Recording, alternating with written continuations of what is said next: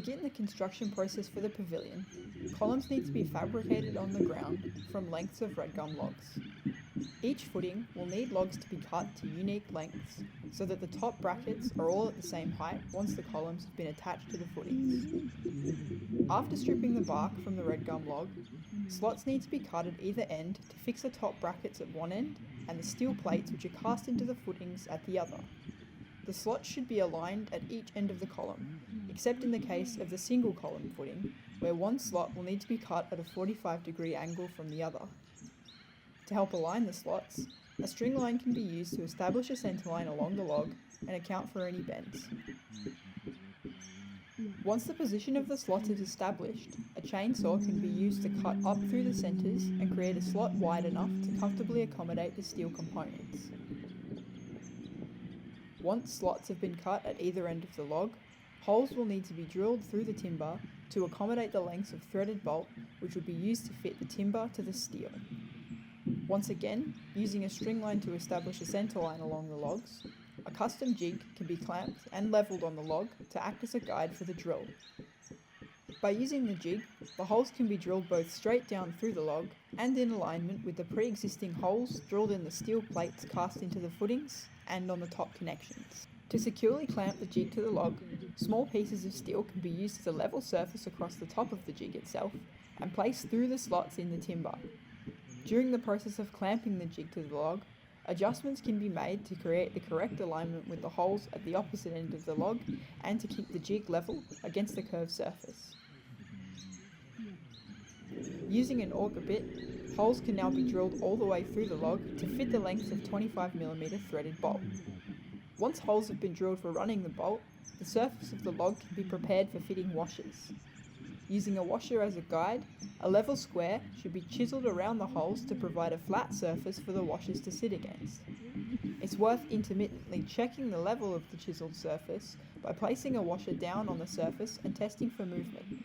When the surface is level, the washer will remain comfortably in place without any capacity for rocking against the log.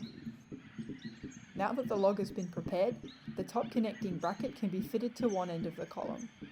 The steel component should easily fit into the chainsawed slot, and once in place, a length of threaded bolt can be fitted through the pre-drilled holes in the timber and the aligning holes in the steel plate. Fit a washer and nut to either end of the bolt and tighten the bolts as much as possible. At this point, the bolts can also be cut to length and cleaned up with an angle grinder. Once the bolts are in place and are adequately tightened, metal strapping can be fitted around the log for added security.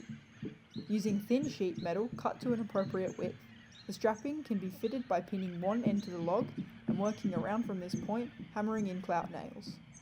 The strapping can be pulled tight as the log is worked around to ensure that it's kept in tension and there are no sections that are loose or will buckle outwards from the log. Once you've worked around to the original pinning nail, 2 nails can be fitted at the end of the strap and any sharp corners rounded off for safety. The column is now complete and ready to be attached to the concrete footings.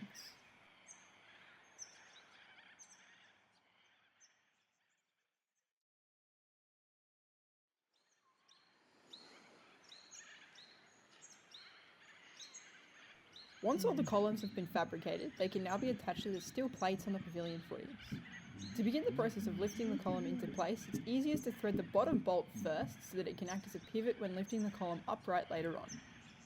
To help with the weight of the column, a short scaffolding can be assembled opposite the footing and the top end rested above the ground.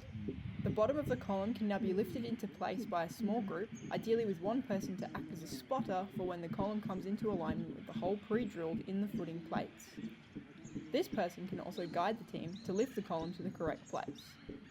Once the holes are aligned, the threaded bolt can be passed through the log and a washer and nut fitted to each side and tightened. Now that the bottom bolt is fitted, the column can be pivoted into position to fit the top bolt. This time, a higher scaffolding will be needed for raising the column into place. Split lifters into a ground team and a team to lift on the scaffolding to spread the weight along the full length of the column.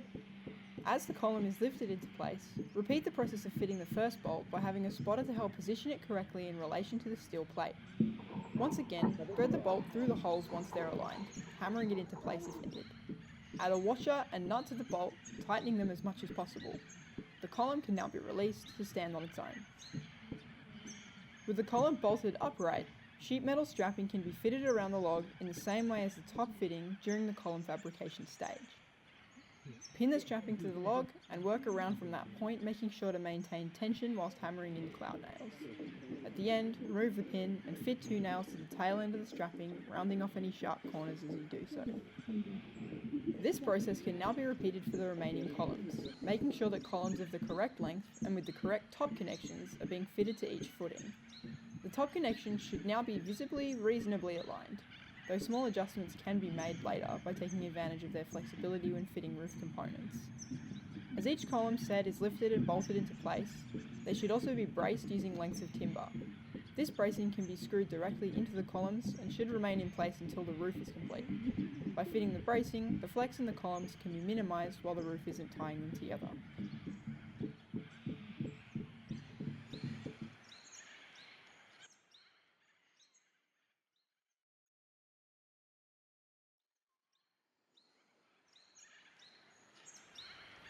With all of the columns bolted to the steel plates in the footings, the pavilion can be fitted with its roofing.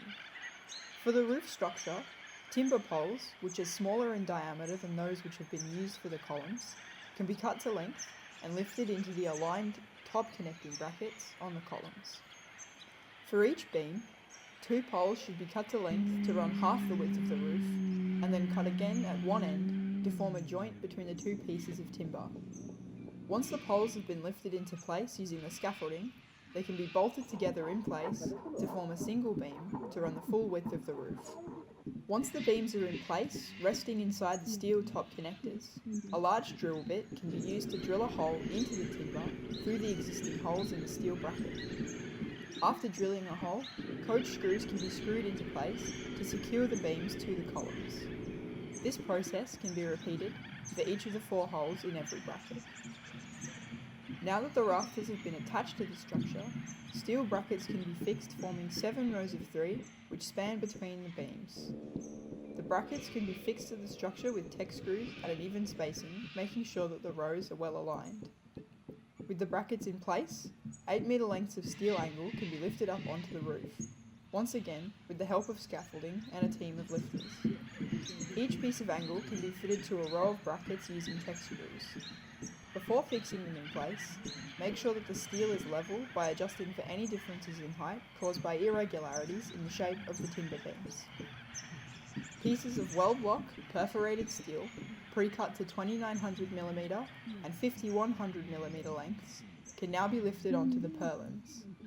Start at one side of the pavilion, lifting the steel into place at alternating lengths. Once 8 pieces of steel have been lifted into place, covering the width of the first half of the roof, repeat the process on the other side of the pavilion, again alternating the lengths of steel, this time to fit with the pieces that are already in place. Because the steel is so heavy, the process of lifting it onto the roof needs to be done carefully. Placing 2 heights of scaffolding beside the pavilion gives the opportunity for the pieces to be handed up across lifters at staggered heights, allowing for many hands to continue to help lift the steel as it's raised up. Once it's high enough, it can be leant onto the purlins to allow the structure to take some of the weight whilst it's slid into place. Once the steel is in place, it can be fixed to the purlins using cyclone assembly roofing screws with a cyclonic plate and washer system to keep it in place. Once the roof is finished, the pavilion is complete. For the final step, the bracing can be removed from the columns and the space will be ready to be used.